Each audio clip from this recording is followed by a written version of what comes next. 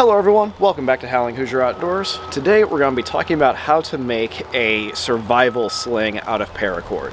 So the past couple of videos that we've talked about making, we've done very intricate woven slings out of natural materials.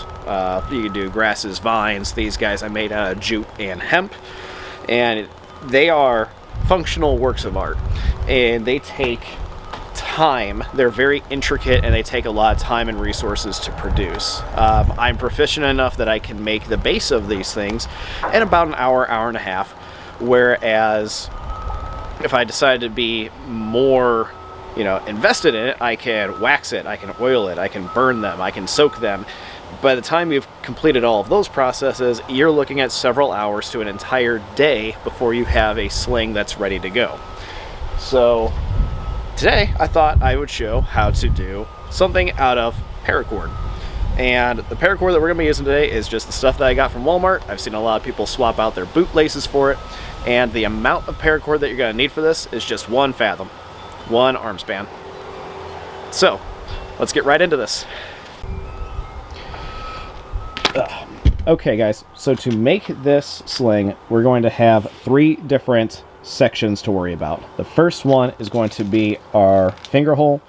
The last is our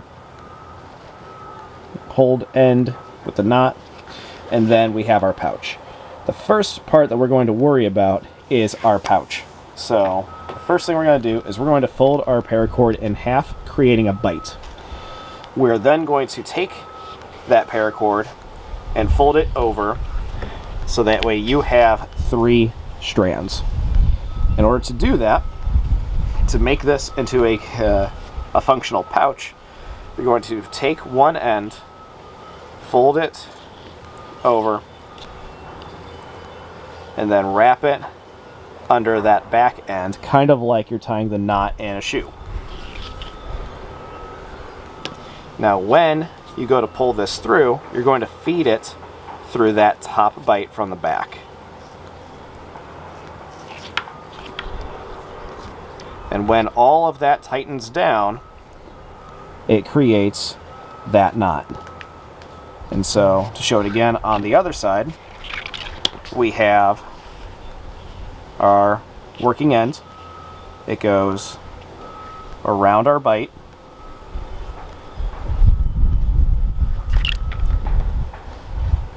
goes back under itself, and then through the bite. And once that is done, you now have, work it down, you now have a functioning split pouch, very similar to what we would have with the Balearic sling. For the finger loop, we're just going to do a simple bowline knot. Some people will use a timber hitch, some people will use a square knot. I'm going to use a bowline knot because it is the most easy to undo for me. So now we have our bowline knot for our finger loop, and then on the back end, with our knotted end, we're just going to do overhand knot or square knot or whatever stopper knot that you would like, and then fray out the back end so that way it's not creating that sonic crack, and it's going to make your knot and sling last a lot longer. Alright, y'all, I wanted to show an alternate way of doing the basket on this one, just in case you had like an abnormally shaped stone, you weren't throwing something that was perfectly round like a tennis ball or a golf ball. So for this one, what we're going to do is we have our center point as a bite. We're going to feed the bottom one up and down, just like we had the center point for the bite, and then we're going to feed the top part, the top end, over. So now what you have is 5 different strands. And to make this a functional basket, you're going to do the exact same thing. You're just going to make your eyes and treat them up as one bite. So you grouped up your eyes, your bites like that. You're going to go over, back around,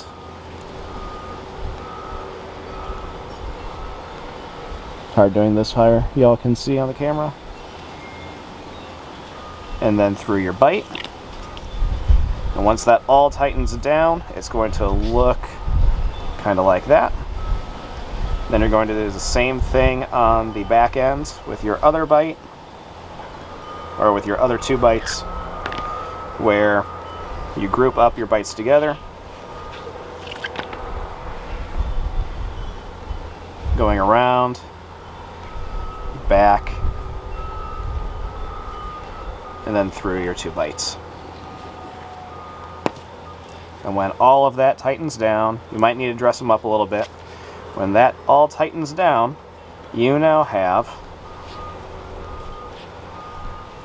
a functional little pouch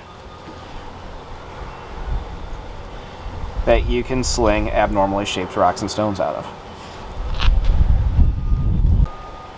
Alright y'all, so here is your finished survival sling. We got, like I said, we got our bow lid nut on one end for our Fringle loop. That goes about back to our shoulder.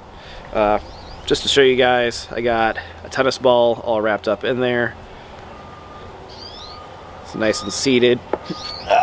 Seated a little too well, I guess. But you guys got to see that.